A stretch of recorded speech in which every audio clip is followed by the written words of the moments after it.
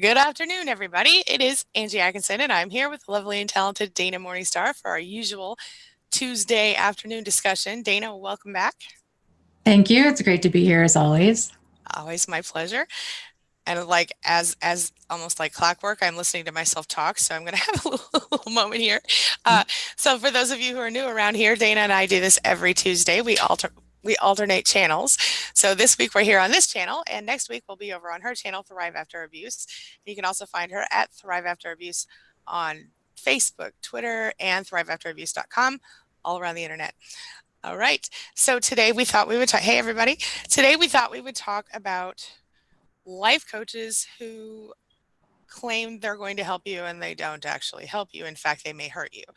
And we're talking about this specifically because, and I'm not going to go into any great detail today, but as far as we're just going to keep talking. I've had several clients over the past several months coming to me and saying they worked with another life coach and that life coach in some way or another hurt them or negatively affected their life. And some of these stories are outrageous, and Dana and I may be discussing them in the near future. But until then, we're going to try to give you some expanded tips on not only what to watch for, but also kind of how to protect yourself if something like that does happen to you and what to do next. Dana has had some posts in her group recently as well about this very topic. And so we think it's just so important. We really want to protect our community from falling into situations where they are being victimized by someone who's supposed to be helping them. And that's why we're doing this today. So Dana, what are your thoughts on this? I think, well, there's a couple of things. There's a lot of stuff going around Facebook, internet, kind of in general. One of the most recent things I've seen lately is there's people claiming to be spellcasters. This is kind of a new twist on, this is just more a flat out scam, where they're claiming, you can get your, either get revenge on your ex or get them to fall back in love with you or, have something happen. And, they come across as very charming. They'll say, I'll give you your money back if it doesn't work. And, send money to me and I'll do the spell casting for you. And I just want to reiterate that, it's anybody can say anything on the internet, and it's generally people like that are contacting you, stuff like that. It's generally a scam. So, and there's no way for you to get your money back. So just because somebody promises you that they'll give you your money back doesn't mean that they will. And, so, I guess please be aware of that kind of stuff. Same thing with online dating. People can seem to be this wonderful person. If you're giving money to a stranger on the internet, you just have to be really careful. If it's through an online dating site or a spellcaster or anything like that, just don't even do it. It's 100% a scam. As far as life coaches and finding good therapists and this kind of thing online, I think one of the most important things to look at is what kind of results do they get? And who are they? So there's a lot of people doing coaching that, are very straightforward, that they are narcissists or bad people. And, you guys, I think a lot of the people that are drawn to this kind of stuff is it's this thinking of, this person is such a dirtbag. They're just like my ex. And so I can't get closure from my ex, but maybe I can get closure and answers from this other dirtbag. And it's, it doesn't work that way. And it can really set them back far in their healing. And, Angie and I, we're going to do something later on about all of this and really bringing this kind of stuff to the surface. But I guess, just from, I know Angie and I do these live streams together every week, you guys, and out of pretty much all of the different life coaches and people offering services for this, Angie's one of my favorites. And I can vouch for her. I know her heart. I know where she's coming from. I trust her. I believe in her. And I would just say, if anybody is, and this is not sponsored, like this is not anything. I didn't know she was going to say this. Yeah. I mean, find people that you feel comfortable with, because healing, it's a vulnerable process. People are vulnerable after abuse. You want somebody that's going to honor this process and treat you with respect. Yeah. And truly, even if you don't choose to hire a life coach, don't, I've even seen some situations where someone was like part of a support group and they kind of private messaged with the life coach back and forth, and this person told them whatever, and we're talking about people who are out here being, narcissistic abuse recovery people who in some cases are openly narcissistic and in some cases are not. But in any case, the one thing I know for sure, and this is not about me getting clients at all. Please do not Yeah. in any way take it this way. My schedule's pretty full anyway, so that's not what I'm talking about. But what I'm saying is, I would rather see you go to, a therapist in your town that you know for sure is licensed than to see you go to a coach that's going to hurt you, or go to a support group, or go to, I can't tell you how many people. I just did a big survey and I heard so many people saying, some other form of therapy failed them and so they turned to the internet and this is how they figured it out. And that's great if you can do that. This is a self-help, or can be a self-help issue. But I don't want to see people getting involved with coaches who are going to hurt them. I mean, whether they pretend, whether they're future faking you or they're hitting on you, which is completely inappropriate, or they're doing anything that is outside of just trying to help you solve your problem, help you, give you the tools that you need to help you solve your problem and get where you need to be emotionally and otherwise. There's nothing that you can't deal with people who are going to, you know, look, what is it Oprah says, or no, Maya Angelou, one of those two says, when somebody tells you who they are, you believe them. I'm going to Yeah. just say that to start with, right? I think you bring up a good point. There's definitely some major, this should be deal breaker criteria. If somebody is flirting with you at all, that's a complete ethics violation. It's wildly inappropriate. It doesn't matter if it's a therapist or a life coach or whoever. It's there's an unequal balance of power there, and it's just wildly inappropriate, because even if you think, oh, I'm ready to date, if there's that feeling of connection between you and this person that's trying, the life coach or the therapist or what have you, it's inappropriate and it's exploitative. Yeah. And it's not okay. So please just know that that's really needs to be deal breaker kind of stuff. Yes. Yes.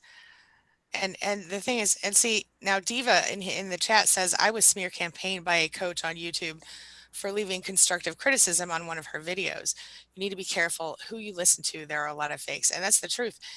I mean, I didn't see that, but I think there are a lot of fakes. There are a lot of people who think, oh, here's a quick buck. Here's Yeah. an untapped niche. There's only a few people out here talking about this. Let me get into it. There's more and more people.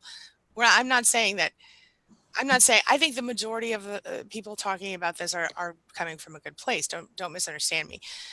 But I am saying that there's a little section of these, or a group of these people who are intentionally exploiting survivors, and it makes me so angry for so many reasons. And so I just, and I know Dana feels the same way. I think angry is an understatement. I was going to say, I could spit nails right now. I'm so mad. Angie and I just had this discussion before we went live. That's why we were running late, because we were talking about this and kind of what to do about it. But yeah, if you're feeling shamed, you shouldn't be leaving a session feeling Judged, shamed. Yes, judged, Worse than shamed, you got there. suicidal. Yeah. These kinds of things, and yeah, that's a sign that this is not the person for you. Correct. Yeah. Now I see. In the chat, thank you for those of you who are saying nice things. I appreciate that. And Diana, I agree. Lisa's also trustable. That's why I brought her into my coaching group. She's trustable is maybe not the word I meant to use, but you know what I'm saying. She's real, and I know she's real, and that's why I chose her. But there are so many, and again, yeah. Thank you, Lori. I appreciate you. Jack says this is an issue he has faced personally. very personally. Came here because got booted out of another community because of very severe misunderstandings. So it's, yeah. Oh, Anne says she's on her fourth therapist. It took a while to find the right person. Trauma therapy, relationship trauma, and betrayal trauma seem to find better results. Good information. Thank you. So that was for those of you who are looking for a therapist in your area. Anne suggests looking for someone who does trauma therapy, relationship trauma, and betrayal trauma. And I agree with that. I think those are excellent search keywords. Dana, do you have something for us? Yeah, I agree with that. Trauma therapist is probably going to be your best bet. Um, yeah. Yeah. Yeah. Yeah. Yep, I agree. And Mo Cowboy adds, also the people coming to narcissistic abuse recovery are vulnerable due to the trauma of abuse. There will be altruistic covert narcissists targeting this group, and that's absolutely what we have here. And some of them aren't even covert. Some of them are like, here I am, I'm right here. Oh, and Janine brings up a point that Dana brought up while we were discussing this privately, and that is when Googling their name to get their information and face and FaceTime to see the person.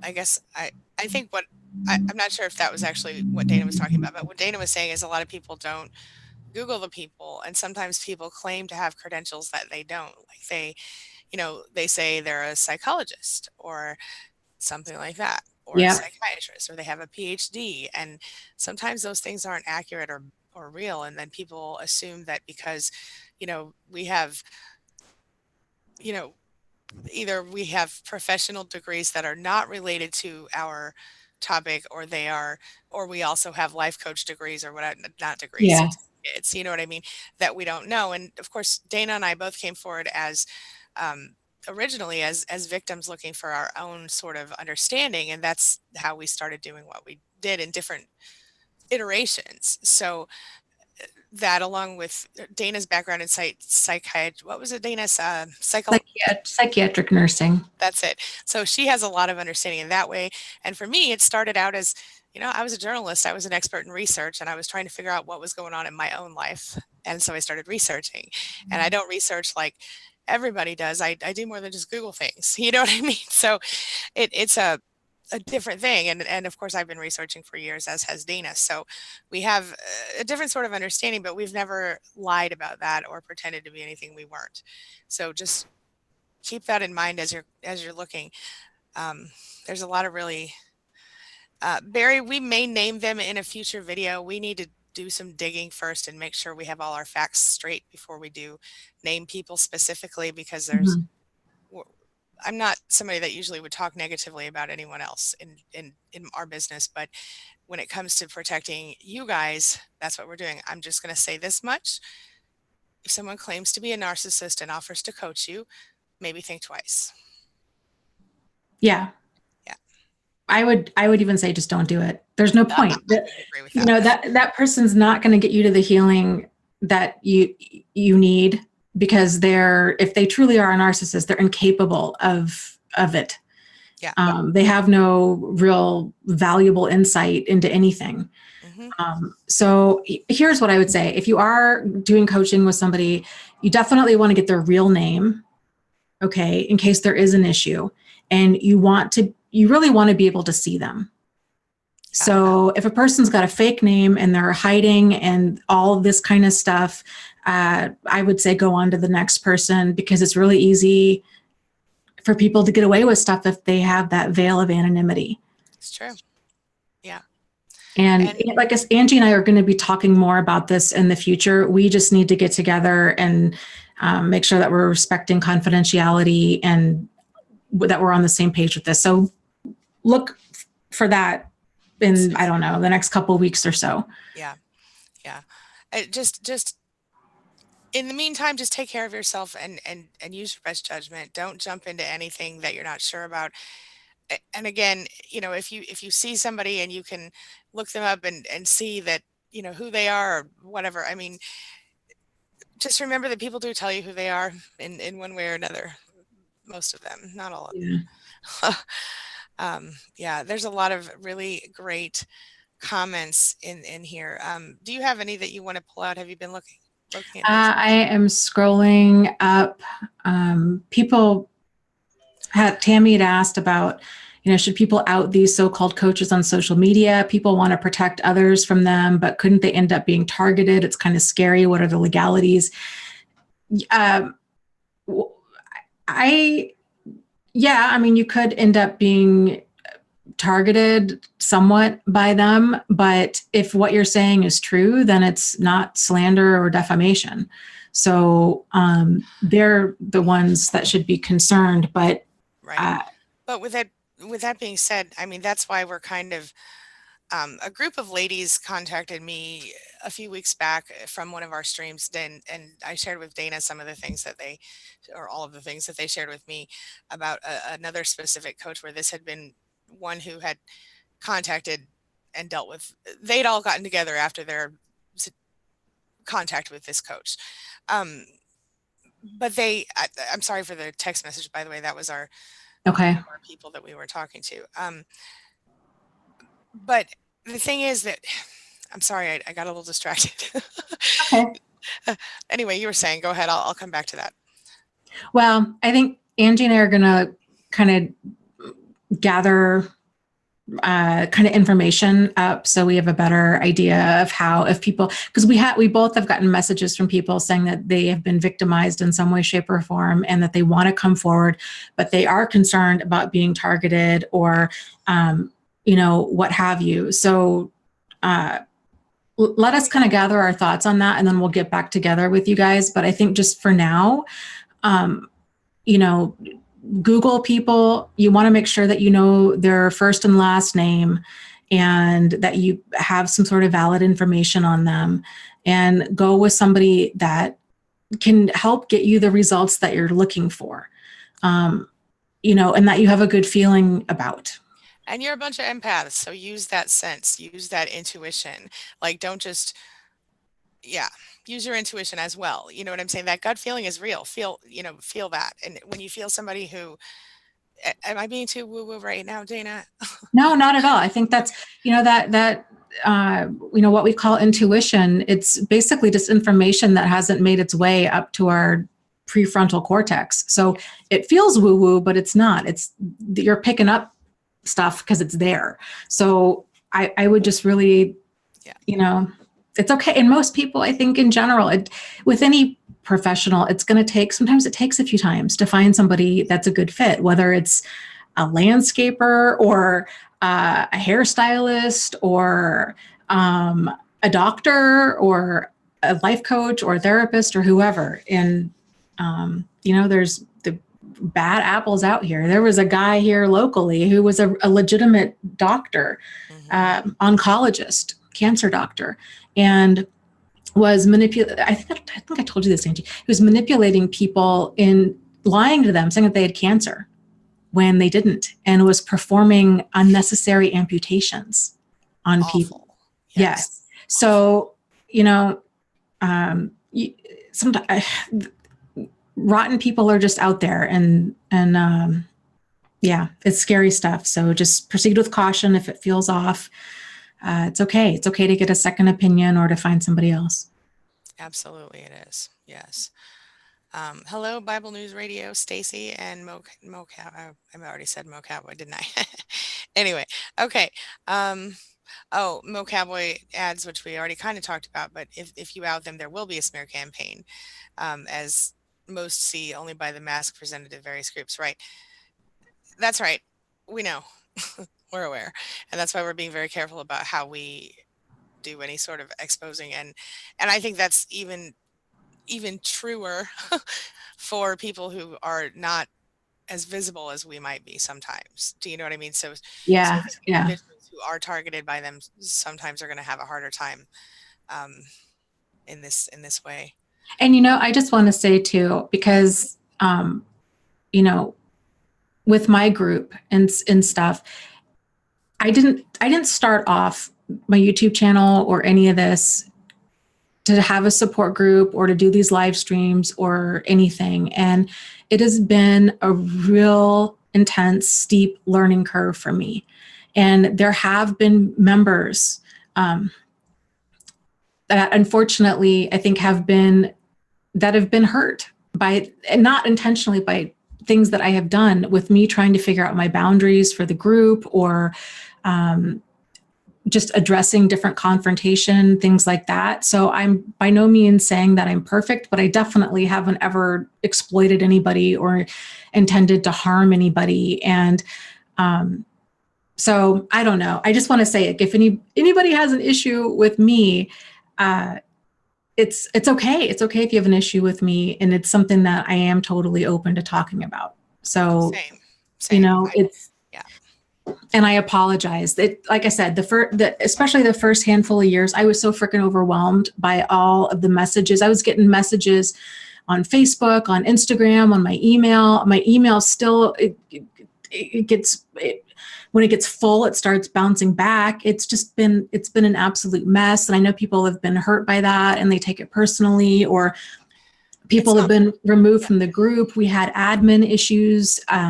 There was leadership issues with me trying to kind of figure out where is the line for certain stuff. How do we address it?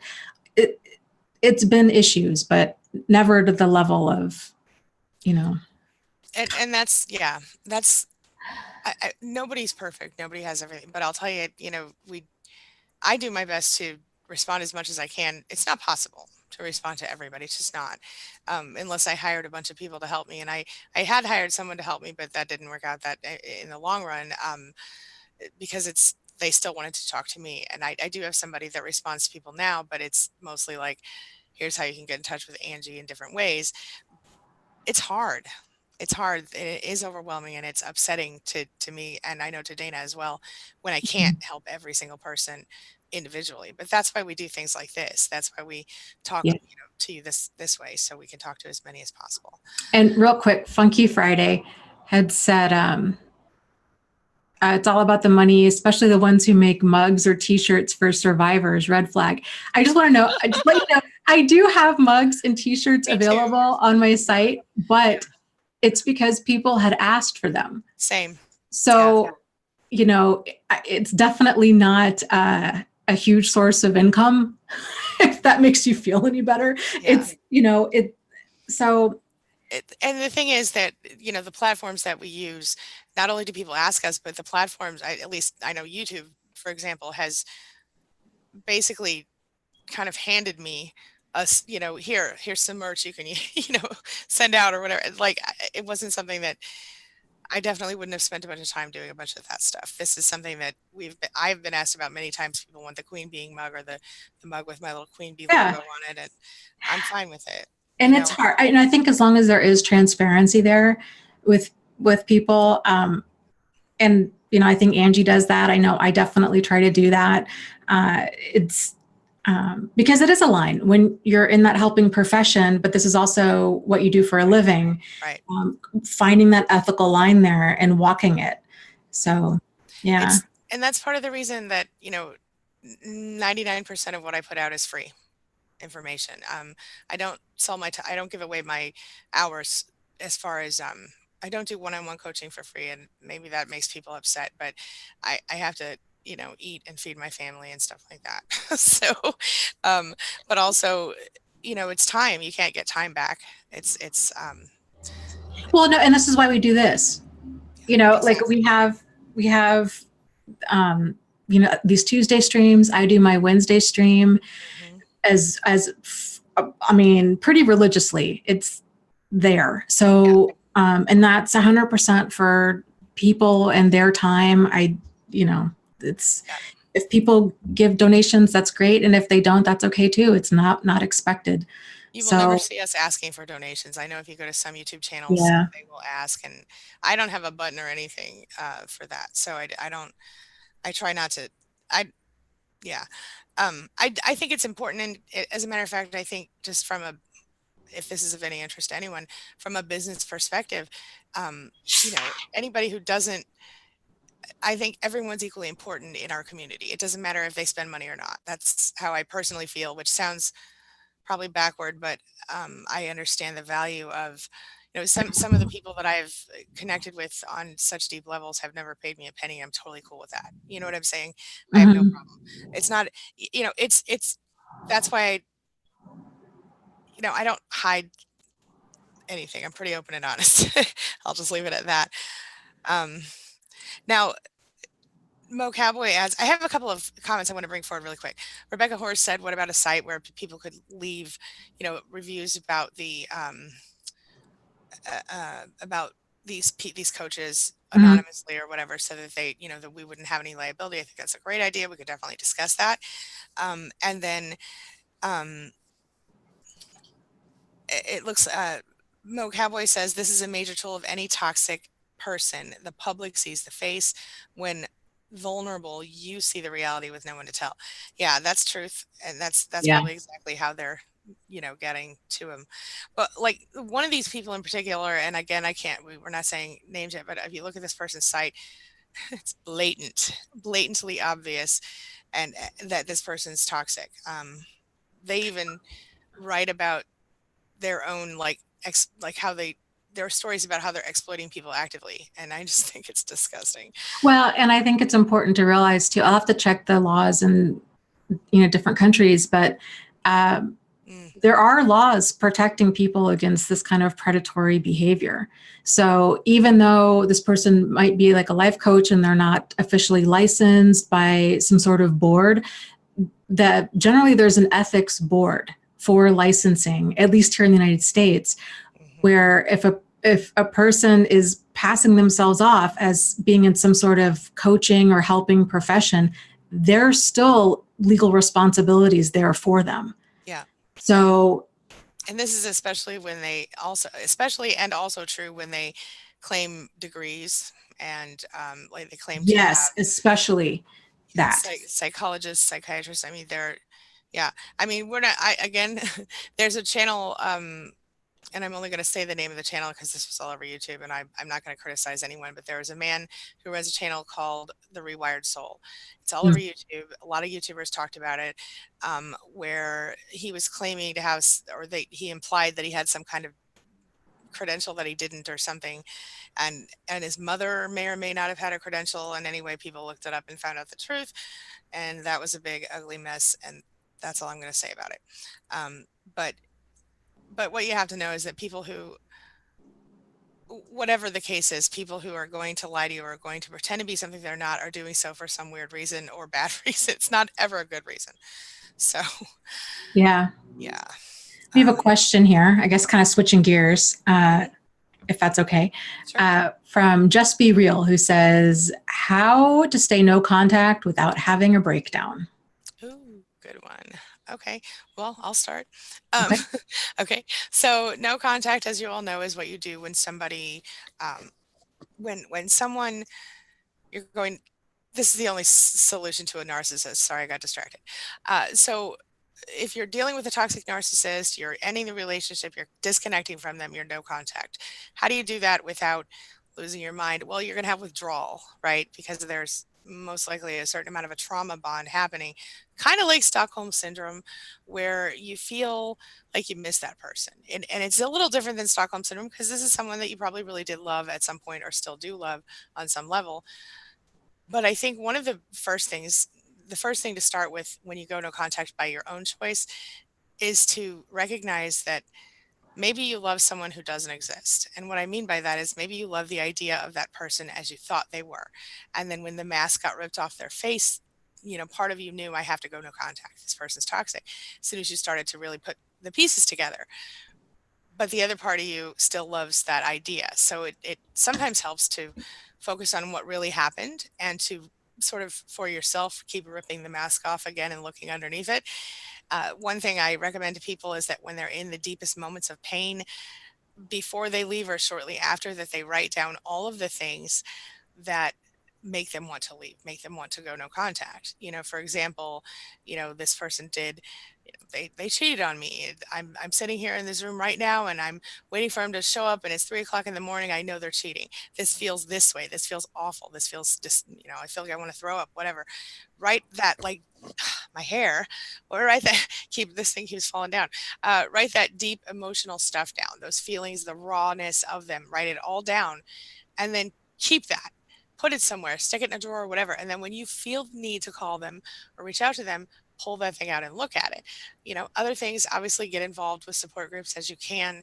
I know plenty of times in my group, I'll see somebody go, oh my gosh, I really want to call him, help me, stop me. Mhm. And then people will come in and support that person, and say, you can do this. It's going to be okay. Da, da, da. Watch a video if it helps, or move your butt, do a pattern interrupt, tell yourself, okay, I just have to not call him for the next 20 minutes or her. And so for 20 minutes, I'm going to distract myself, or just start moving around, go brush your teeth, do anything to change your thought pattern. That's where it all starts. This is like an addiction. I Yeah. know I'm all over the place. Dana, I know you have some really good thoughts. What are yours? Yeah, I agree. It's very much like an addiction, and I would treat it like an addiction. And I would anticipate that there's going to be that withdrawal period, and to kind of get a plan together for what you're going to do about that. And I would look at it, I used to kind of describe it as a heroin addiction, but I think a better analogy is a meth addiction, because it destroys you. Heroin does too, but like meth, you look 100 years older than you are. The physical toll it takes on you, it just wrecks your life. And view it like that. Like, this person is meth. There is nothing there. It's just all poison for your system. And like Angie was saying, making this list, I encourage people to do it in like bullet point format, so it's easy to scan, so you can realize at a moment, yes, this is it. This is why I need to leave. This is toxic. Keeping yourself busy. And it's a lot like if you're going to quit smoking or drinking, right? Or even if you're going to quit junk food, figuring out a way, okay, what are you going to do instead?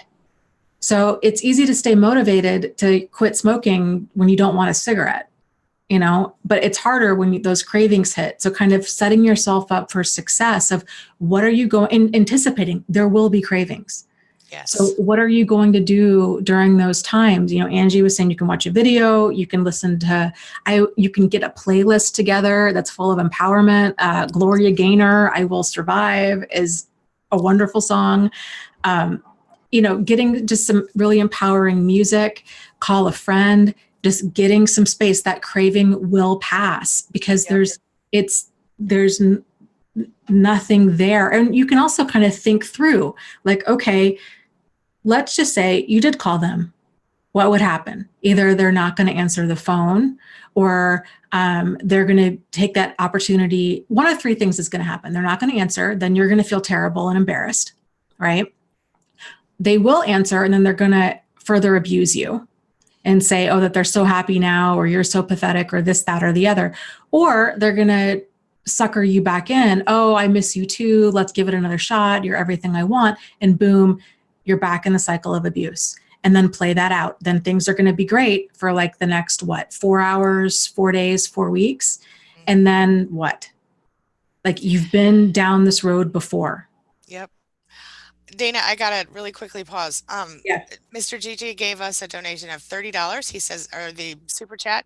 He says, woo. Oh, we have another one too. He says, you both deserve a split donation, Angie. Mr. Gigi, real estate investor from Kansas City. Mo, what's up? And he's one of our regulars. For people, yeah. Yeah. He says, you guys both do a great job every time, especially on, for him, covert female narcissists and people in our work and business life. No contact works. Thank you, sir. We appreciate you so much. And we have one from Persiana for $5. Thank you, Persiana. We appreciate you. No comment on that one. And then I have another one here for $4.99. Who is this? Oh, Denali. Thank you, Denali. We appreciate you. Thank you. Thank you. Okay. And Denali says, see my question above. Please see my question above. Let me see. DNA. Okay. I don't know. I'm looking. Okay. Oh, I found it. Good. How do you know if there's been a true change in a narcissist?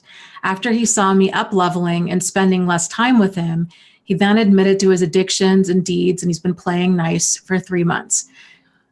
Well, here's the thing, is change is a process and it takes time. And if we're talking addictions are also involved in this, I would say give them 3 to 5 years. Yep. Of appropriate sober behavior before you would even consider it. But this is, at the same time, I wouldn't even give a person 3 or 5 years, because your time is valuable and this is your life. So is a porcupine going to transform into a kitten? No. Because so many people think, okay, the addiction is the problem or the abuse is the problem. And if we could just get rid of that, then everything would be fine. And that's not the case.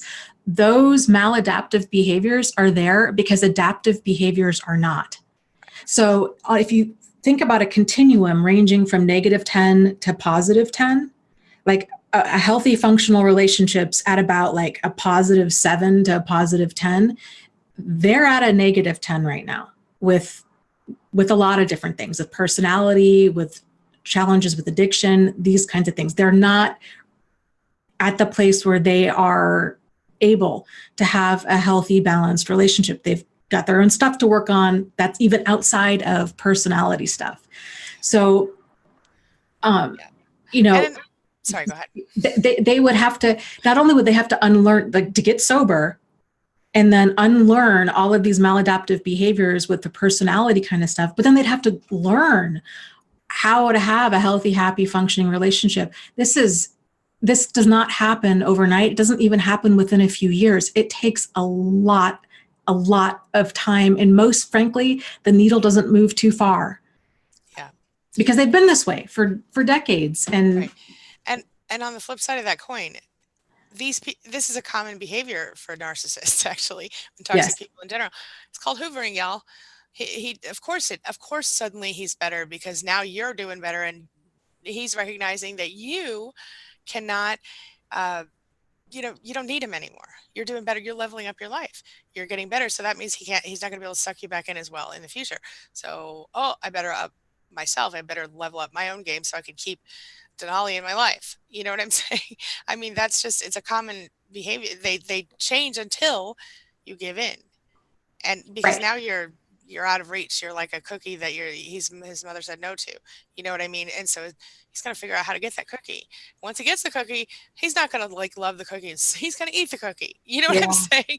I know that's a weird example the way I put it, but it's legit. I mean, that everything Dana said, plus don't forget about hoovering. That's what it's. And talk of change isn't the same as change. Exactly. Anybody can keep it together for a short period, even if they're super sincere. I mean, my goodness, every single time I'm like, I'm going to get healthy, I'm going to really get in shape, I mean it. I freaking mean it. And and then I start falling off the wagon because you get busy, because all these excuses, right? It's really difficult for any of us to change, even if we really, really mean it. And a person that's had a long-standing pattern of lying, manipulating, and exploiting generally doesn't mean it. And there has to come a point in our life where we realize we have to let that hope go and realize, okay, where are my deal breakers in this? Yes. And when is it time for me to just cut bait and drive on? Because life is short and you don't want to sit there and spend all this time holding your breath, hoping somebody else is going to change. And here's the other thing too. And Agatha had said, and hi, Agatha, with my new book, The Narcissus Playbook, which you can find on Amazon, there's a whole section in there about change. And I go into depth about things to consider. And then there's a point in there, I talk about things to consider before going to couples counseling about this very thing, about change, because like I was saying, a lot of people think, if they sobered up or if the abuse stopped, everything would be fine. And oftentimes, even if, okay, all of that kind of stuff happened, what then tends to happen is the person who's been on the receiving end of all of this abuse and all of this frustration of living with an addict or an alcoholic, they realize, oh my God, you know what? I'm incredibly angry and I haven't been dealing with anything how I've been feeling because I've been so focused on trying to get this other person fixed. And then when they realize, oh my gosh, we don't even have a relationship. We haven't had a relationship for a very long time since the abuse or the addiction started. Now I've got to work on my own issues. We'd have to actually start having a relationship again. It's a long uphill road, and it just leads to a mirage, frankly. So get clear on where your deal breakers are with this kind of stuff. Yep. Absolutely. Okay, let's see here. Yeah, Julie says, yeah, I've seen it for 50 years. Yep. Yep. That's right. And Violet adds they will sense the slightest change in you and adjust abuse accordingly. And that's the truth. That's the truth. And they will also, if they really think that you're leaving, they will pretend like they'll love bomb you. They'll suck you, they'll hoover you, they'll suck you back in. That's how it is. And yeah, you know, when I left my ex-husband, he had a number of issues that I could not live with. I'll just leave it at that. And I outlined for him, I said, 3 months, which was not enough time, but I said 3 months, show me that you can do X, Y, and Z. They were not difficult things. They were simple things that most people do normally. Anyway, uh, he did not do those things. I knew he would not do those things. But the point is that he pretended like he was going to. And he played real well. Like I didn't believe him because I knew him, but you know, a lot of people did believe that he really was going to do those things. And he had a lot of people convinced that he had done some of those things, and none of those things were done. Point is, they will do and say whatever it is that they need to get you to do and say whatever they want you to to be with them or not. Do you know what I'm saying? It's a lame. I'm having one of those I bad just, word days, but yeah, yeah. Tell me. I can't tell you how many times I've seen this. When I was working as a psychiatric nurse, we had a lot of patients there that were court ordered. And they had either for domestic violence, for breaking probation for some sort of reason, murder, child molestation, you name it. And the vast majority of the time, they would, because they had that secondary gain if they're trying to get off probation, they're trying to meet their requirements, and they'd just come in there and tell you everything that you want to hear. And boy, could they talk a good game. And had we not been in contact with other people on the treatment team, sometimes you wouldn't have been any of the wiser that Yeah. they were up to their old tricks again. So, you know, if trust isn't there, then there's nothing there. If this person's had a long-standing pattern of lying to you, then how can you trust them? The answer is you can't. Right. I Right. mean, Oh, can we? I'm really sorry. We're just gonna. You're spot on that. But let me say this. yeah. Um, Anna Banana, super cute name, says, I have a question. My narcissist is dating someone who looks just like me. That actually happened to me before. I haven't talked to him and went no contact right after the breakup. He discarded me. I thought he hated me. Why would he date my clone? Did we do that one? We didn't do that one yet. Mm-mm. I've seen that before. It actually happened to me. Somebody I don't know if they were. Now in hindsight, I think they may have been a narcissist, but I didn't think that at the time in college. I just thought they were very self-absorbed. But yeah, this person dated someone after me who looked exactly like me, and in this case had the same first name as I did, which I thought was super weird. But in this situation, and when I say exactly like me, I mean same hair color, similar looking features, not super cloney, but um, and the same first name. And I got this impression that this was just this person's type, um, and they were very specific in their type. But that is a really good question. Why would, it's because it's not about you. You are not a whole person to a narcissist. You are, you're a peg for a hole in their life almost. You are functional, and maybe they do find your look attractive, and that's why they pick someone who looks like you. Yeah. But I don't think that's I don't know if it's relevant to narcissism. What do you think, Dana?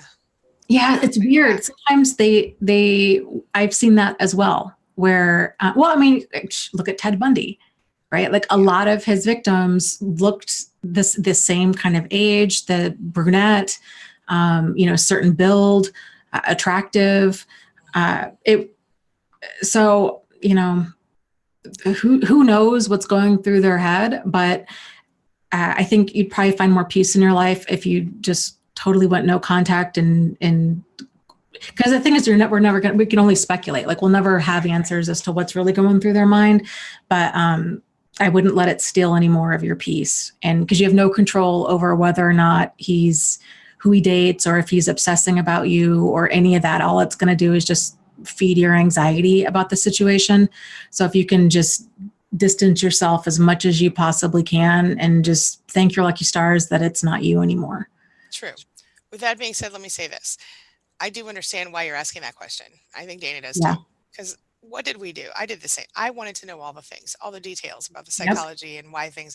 So don't think that we are negating your feelings. They're very valid and normal, Yeah. but what Dana says is right. Eventually we have to be able to let go of the need to psychoanalyze them and figure them out, because, you know, there's only so much speculation that we should waste our energy, not us, but that you should waste your energy with in this case. I mean, exactly what Dana said. Good. Yeah. And I think you're right. You know, Angie, so many people, and we get it because we've been there. Like when you have such a destructive person come into your life and cause so much damage, and so much of this damage is just so bizarre, and you've never encountered a person who says and does things like this, it's confusing. And it is human nature to try to figure out what on earth happened and why are they doing this, in part so we can try to protect ourselves from these people or from it happening again. So it is very normal. I don't think I've ever come across anybody who is at least new to this. Well, not even new, just in general, who comes across this, who isn't trying to put similar pieces together and figure out, why did they do this? I got this text message saying, happy birthday. What does this mean? I haven't heard from this person in 4 years. This person called my mother and said that they really loved me. What does this mean? All kinds of things. And I think you just have to realize, when you're dealing with a person with kind of this pathological personality, everything they do is pathological, and it only really makes sense to them. And I guess you could boil it down and just say it's all about power and control. Yeah. Yeah. And yeah. Absolutely. And it's so important to recognize that, look, I don't know. For me, I understand why we know why narcissists do what they do. Part of the reason that I make some of the videos that I make are in direct response to questions like the one that you asked, because for me, as I was going through recovery, I really did need to know it. And I think for a lot of us, it has to do with, we need that closure we're never going to get. And so if the narcissist can't give it to us, we have to create it for ourselves. And for me, that involved understanding the psychology of the narcissist as well as myself. Because if we're being honest, you know, on some level, whether we chose it or not, we allowed some of that abuse in our lives, at least when we were adults. But, you know, as children, we don't have a lot of control. But as adults, you know, whether we meant to or not, or whether we realized we were doing it or not, we kind of allowed that to happen to ourselves because we didn't know that we could stop it. And we didn't know that sometimes that it was even happening, because it's so subtle sometimes, you know. So I just wanted to throw that in. I have Denali again. She said, and thank you, Denali, for the donation. She says he will pray. Her ex will pray. Been wondering who he's praying to, she says, because he's so wicked. I remember, right? She said, I remember him telling me years ago that he got a girl pregnant. She miscarried, told him that his prayers had been answered. Oh, she miscarried, and he said, your prayers have been answered. That's, yeah, wow, that's terrible. Yeah, just sick people saying sick things. Yeah, exactly. It's really, she said, Denali adds, how do you, oh, you already did that one. Okay. Here's a question though, from Jess, who says, my ex has an STD that he had not told me about. I know he has one because I found his medication, and now his ex has confirmed that he has one. How do I get a confession? I want to take legal action. I would talk to an attorney. I don't think you need a confession. So I would take a picture of the medication bottle. Yep. That includes the pharmacy and his name and the medication and all of that. Pharmacy number on the, make sure you get that too. Yeah. And then talk to the attorney and see, because he obviously knew.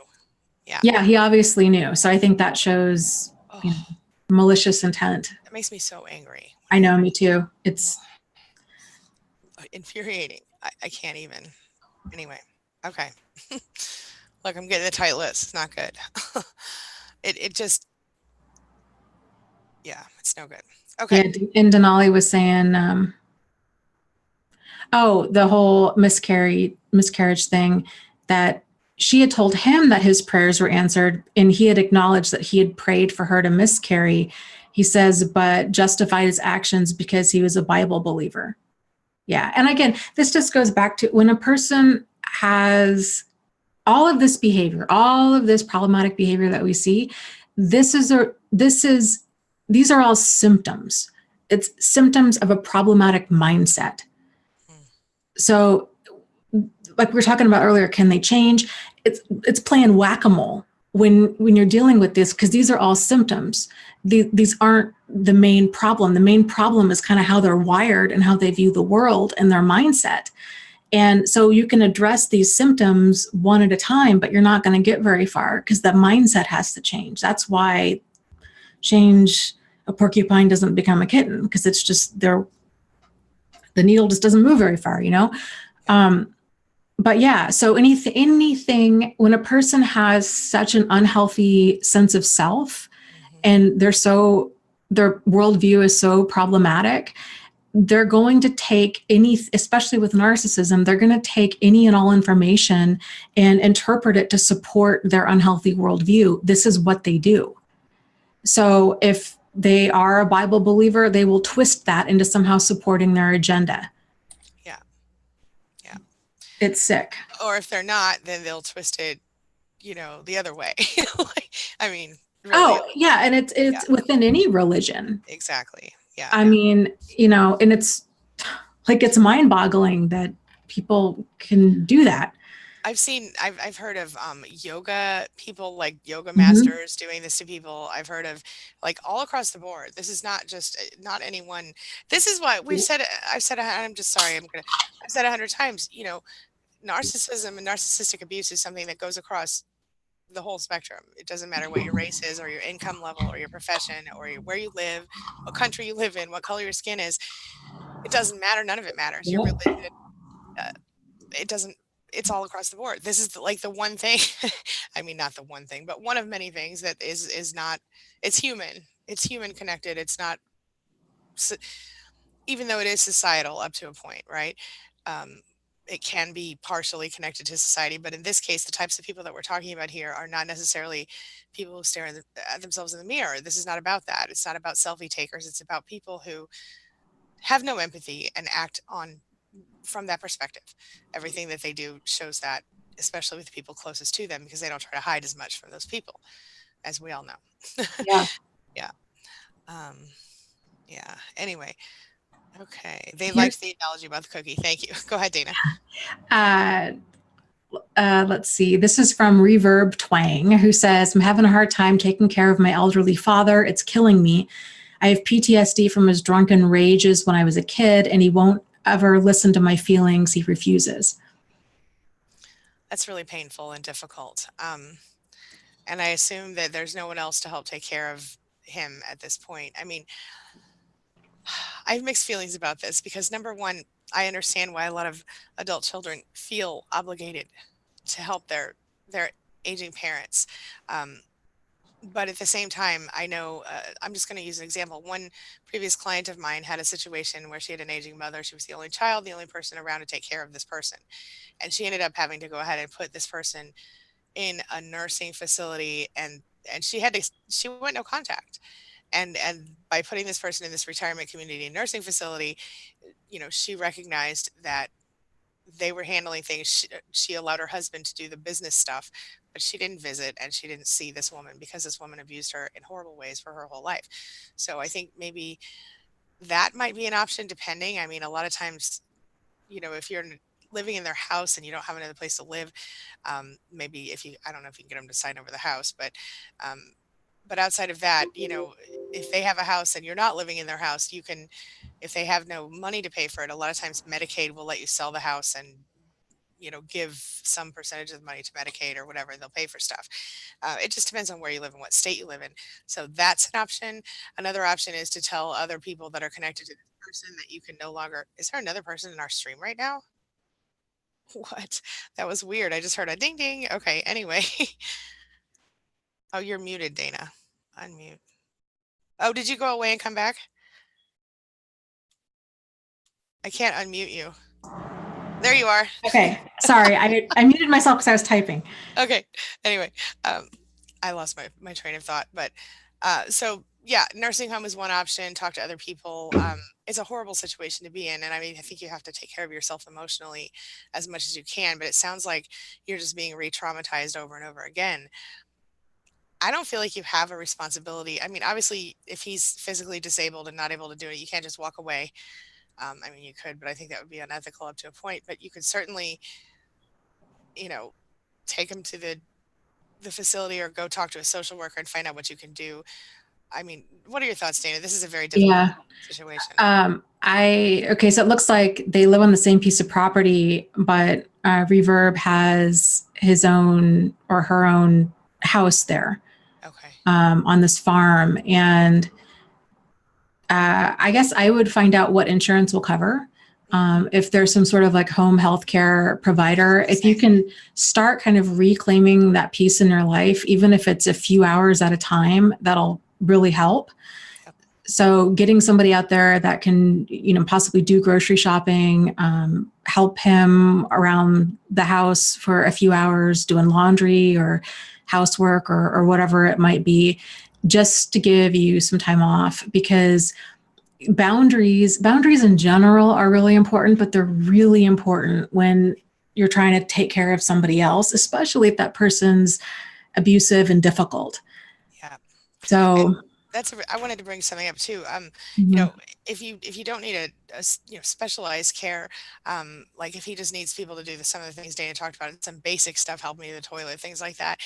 When I was in college, I would like go spend weekends with people who needed help, and I would take care of them for the weekend, and then I think they would pay me, I want to say it was like $100 a day or something like that. It might have been less. I don't recall exactly, but it was something like that.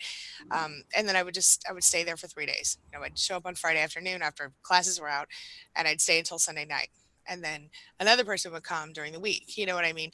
And it made me enough money that I, living in the dorms could survive and have a little spending money and not much of a social life. But anyway, my point is, it's a cheaper option if you don't have insurance to cover home health care, but definitely check with your insurance company. You might be surprised what they do cover. Yeah. Yeah. Okay. Let's see, Taravia, I'm missing, I think, part of her question. Well, actually, first, people are saying that the mic volumes are very uneven. I was turning down my mic, Angie. That's why I had us muted, but can you turn yours up? I can try. Let me see. And I'm not sure if the volume's still an issue, but I'm sure people will let us know here in a second. Taravia has a question or a comment, but I'm not sure if I understand it. She says, the whole experience of what adventure has just made me not want to be around, has made me not want to be around people. I think you mean, will this ever go away? Taravia, okay, so set me straight here. Are you talking about, you're saying this whole experience has made you not want to be around people, and you're wanting to know if you'll ever start to want to be around people again? Is that right? While you're waiting for that, I'm going to just warn everybody right now, if you're wearing headphones, take them off, because I'm going to try something and I don't want to blast you. Okay. So I'm going to try to take off the automatic volume adjustment and see if that does the trick. Are you ready? Okay. Fair warning. Take your headphones off. Here we go. How's that? Is that any different for anybody? Or no? Not for me. No. I just turned my mic down even further. So okay. Sorry about this. That's really sucky. Is that better, you guys? Anybody? No. Wanda says no. See, what about if I do this? I think this causes you to hear yourself. Is this better for anyone? Keep talking. Hello, la la la la. No? Jeez. Okay. Oh wait, nope. And yeah? Angelina's saying better. Vonda says it's okay. Okay. Well, we'll can you talk and see if you can hear yourself through my... Okay, I'm just gonna keep talking and see if this works. Is that any different for you? Sounds fine for me. Does it sound okay to you? Yeah, you're actually quieter on my end. What? Oh, no. But everybody else, they can hear you fine. So we'll leave it, and I'll just listen harder. All right. I'll try to get a different microphone. I just got this one not that long ago. Wait, would it be better if I do this? I just got this one not that long ago because my other one broke. And normally I would prefer to use a separate one, but then I get echoes. I'm going to put my microphone back and see if that'll help, because I don't know what else to do at this point. Okay. All right. Sorry, guys. We'll try to work on this. Okay, so Taravia, back to her question here. She was saying, yeah, basically she's wanting to isolate and kind of wanting to know how to get through something like that. Uh, I think that's very normal for after abuse. It It's an is. incredibly painful experience. Not a lot of other people understand. We're scared of being hurt again, uh, difficulty trusting people, these kinds of things. And when you've been, your nerves have been so like rubbed raw, Right? I like to say, Yeah. you end up with that. I still today need that time every day, an hour at least, where nobody talks to me or interacts with me, and my family understands this. You know what I mean? But it's definitely a side effect of that. Um, I always felt so raw, so like I still do. Sometimes if I go out in, big crowds for very long, I feel like I need to decompress, and I can't do that with people talking to me. My family can be around as long as they're not talking to me, but if y'all have kid, I have an 11 and a 15-year-old, and they're very chatty. So sometimes I need those moments just by myself. Yeah, I don't know why. But Phoenix adds that she felt that way as well. She said, I isolated myself intentionally, but also unintentionally, and lost a lot of her friends because of my relationship and my choice to stay. But I also cleaned house, and that's pretty normal too, I think, to clean house when you recognize the toxic stuff. You got And one? yeah, and I would encourage Taravia. Sometimes it's going to take just forcing yourself out to get out there and to get back in life. I'm a big fan of meetup.com. There's tons of meetup groups, or if you are a religious person or spiritual and you go to church or some place of worship, sometimes just, and you don't even need to necessarily interact with people, but just going someplace for an hour, going to a meetup group, going to some sort of spiritual service, just being around other people, realizing that you're in control, you can leave at any time. And this is just kind of part of getting back out there into life. But I think because after abuse, there's such that real fear of being hurt again, and there is that transition, that mindset that we need to realize of, what, we didn't see how we were being mistreated before, and that person got their hooks in us and it just dragged us through hell. But we're wiser now and we're more in tune with what it feels like when we're being mistreated, and that won't happen again. You're not going to let yourself just get dragged through hell again, because if that starts happening, okay, then now it's time for me to walk away. So you're, you know, you're just at such a more insightful position and a stronger position, and a much more aware position, and realize, just keep reminding yourself, you are in charge here. You set the pace. You can get up and leave. You don't need to stay and wait for somebody to prove you right, that they're not for you, that they're hurtful or any of that. Yeah, and Taravia just added, she said, I have separated myself from everyone, and I just, she turns off her phone and stays in the house.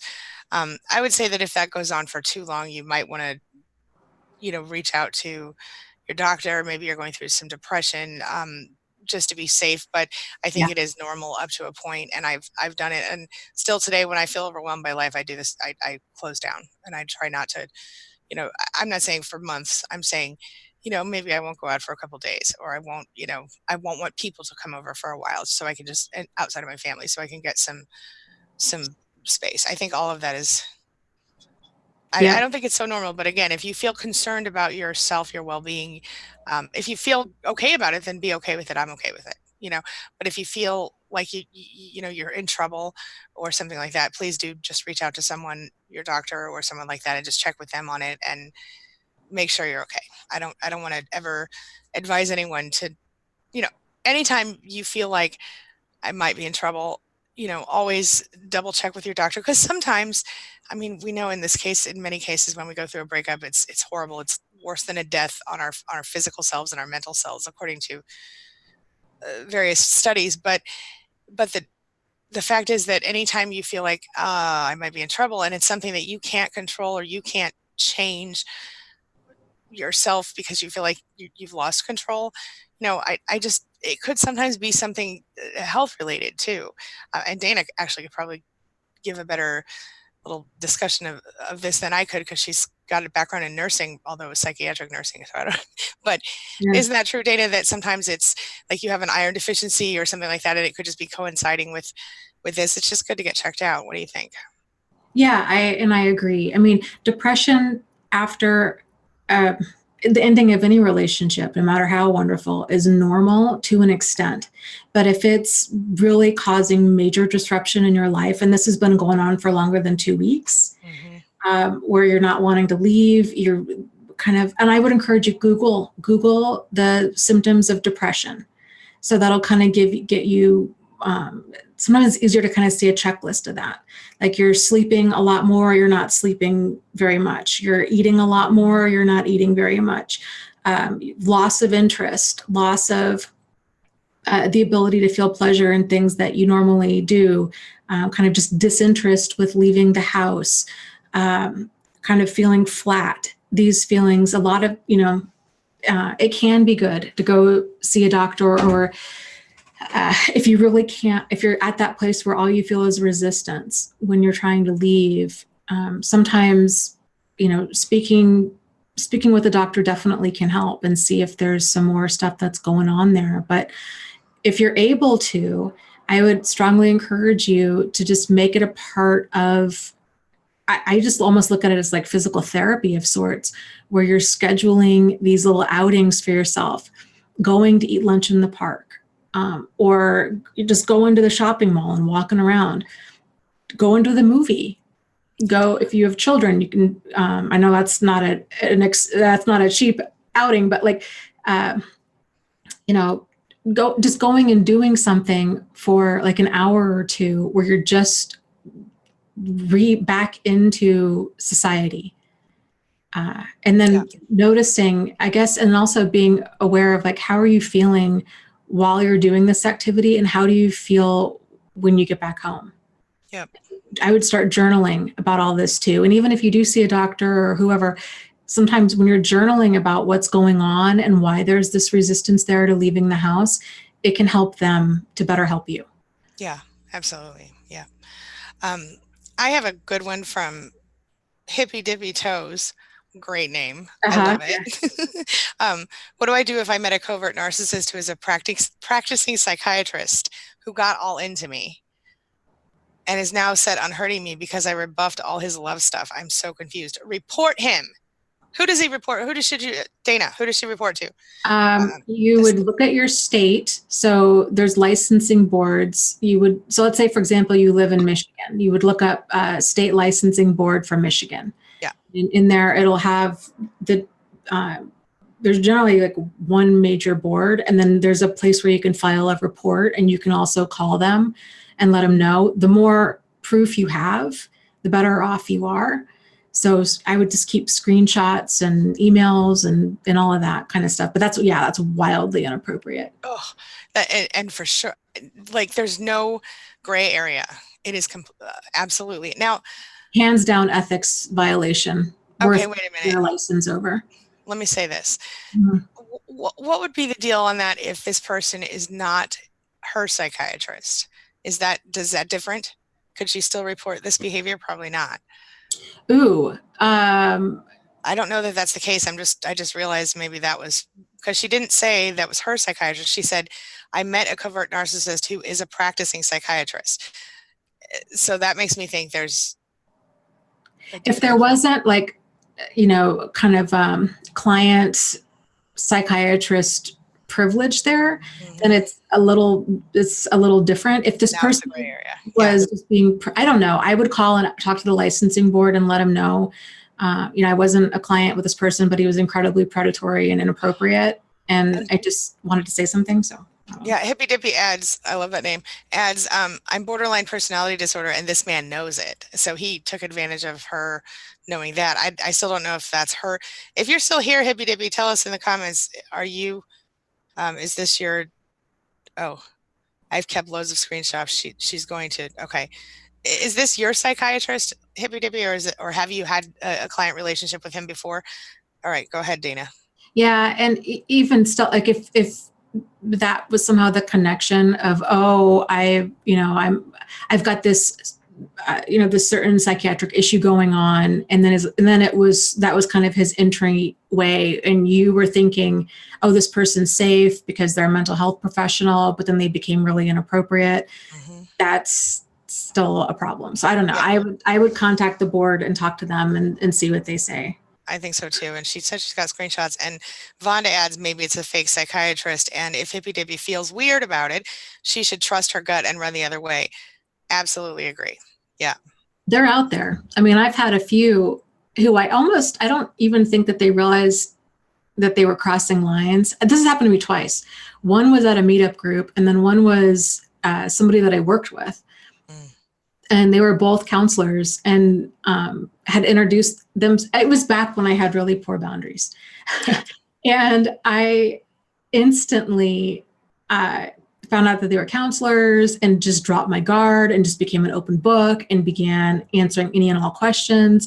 I don't know if that was intentional on there. Like, I don't know where things got off track, but then I started feeling really icky and gross when here I am thinking that I'm opening up to a mental health professional, and here they are thinking that they're developing rapport and that we're connecting and that there's this, chemistry between us. And so it was kind of, I think, off on both ends there, but it's an icky feeling when that happens. For sure. Yeah. Yeah. I had not exactly the same situation, but I had a situation that was shocking and similar where I thought I had one type of relationship. I'll just leave it like that. One type of relationship with someone, and it turned out it was something else. And I was very disappointed. Not a psychiatrist, but a different kind of professional versus not professional. So yeah.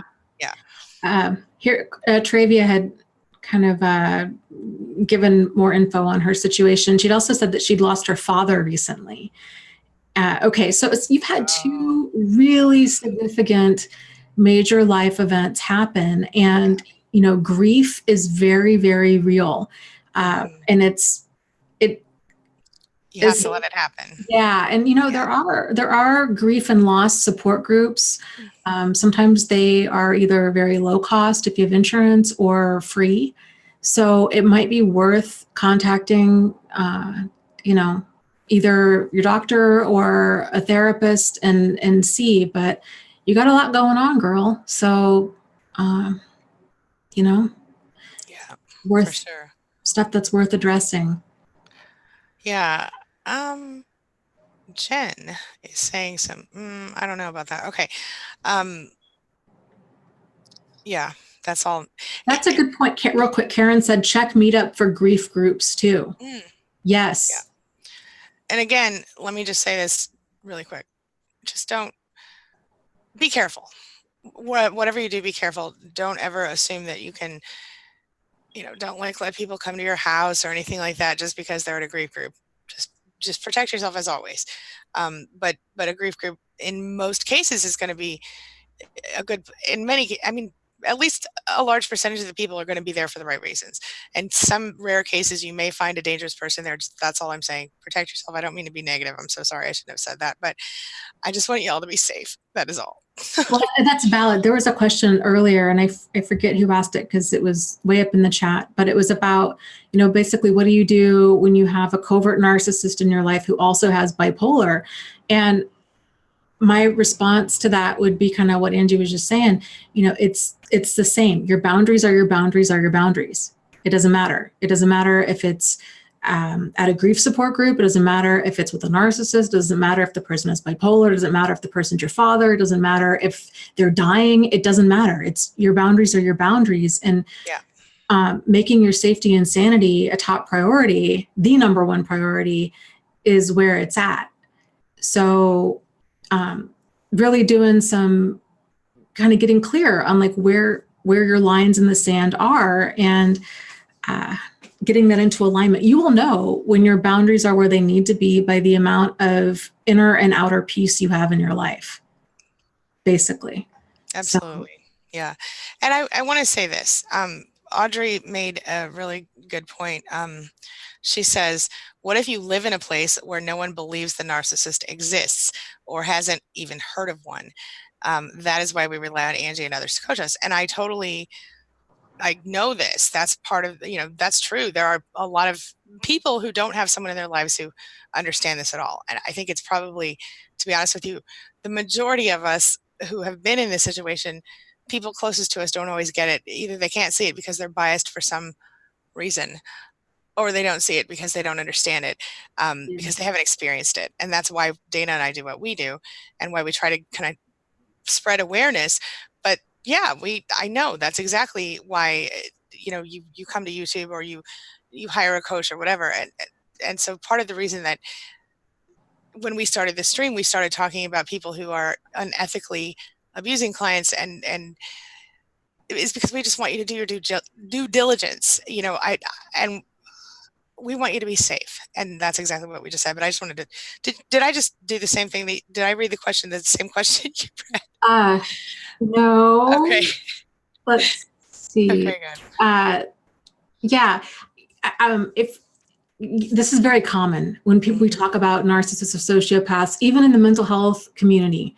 I can't tell you how many different mental health professionals I've worked with and who do not understand narcissism or antisocial personality disorder.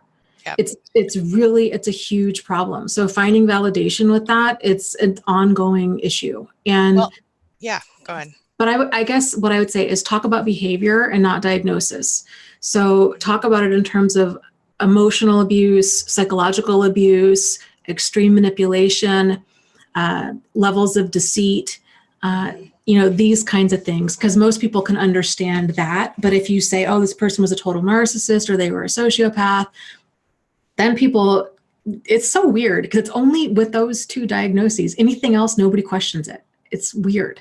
Like you could say, oh, this person's really codependent, or, oh, this person's borderline personality disorder, or bipolar even, and people don't bat an eye, but they freak out when you say narcissist or sociopath. Even if they have a diagnosis, like it's just ridiculous. So, and I want to pop this in really quick. I did a little series of interviews recently with Stacey Harp, who's a therapist and who's also here, or was here earlier as Bible News Radio. And she talks about this. She talks about, they didn't teach this stuff in the way y'all is a therapist, and she had to learn from me that she was being abused in these situations, because she knew she had been abused as a child. There were some more obvious signs, but she didn't know that what she was going through in another situation was abusive. And she actually talks about it in a series of videos on my channel, which ironically YouTube demonetized. Ironically, I don't know. But anyway, I think they did that because she was calling out standard psychology and therapy as ineffective in some ways for this kind of trauma. So I published it anyway, and I don't care if it's demonetized. It's important information. You can find it if you search on my channel. Anyway, so yeah. I think it's just helpful to address behaviors, because people they really don't understand. And it's frustrating. My background's in psychiatric nursing, and also domestic violence, and the amount of, and I've had a significant amount of training specifically on personality disorders and mental illness and abuse. And I will tell you, even with all of that, I was not prepared. My level of understanding was not where it needed to be to actually be able to understand what was going on and be able to help other people. It wasn't until I really got immersed into this community and began listening to other survivors and exploring my own stuff and hearing about certain books and just the connection within the community, hearing other people's experiences. That's when all the light bulbs began to go off. Yeah. It's just really difficult. I mean, to hear about this stuff versus to live it, it's two totally different things. And it truly is. Yeah. And so you can't even blame people. I mean, but it is what it is. Yeah. Okay. Dana, I think we're way over time. And I think we are too. Yeah. Well, let's talk. I'll be around kind of on and off today, but let's connect. Yeah, we will. All right, guys, stay tuned for next week. We'll be over on Dana's channel, and probably in the next couple of weeks, we may be we'll figure out a way to expose these people. Yeah. I never want to name names, but in this case, I feel like I don't really have a choice. So stay tuned. Yeah. And as always, for those of you who weren't here with us at the beginning, this is Dana Morningstar. She runs Thrive After Abuse here on YouTube. Thrive After Abuse channel. We'll be there next week, so make sure you subscribe to both of us and hit the bell notification. ThriveAfterAbuse.com and all over the internet. Thrive After Abuse. Okay. See you next week. Okay. See you next week. Thanks, Dana. Yeah. Thanks. All right. Talk to you soon. Okay. All right.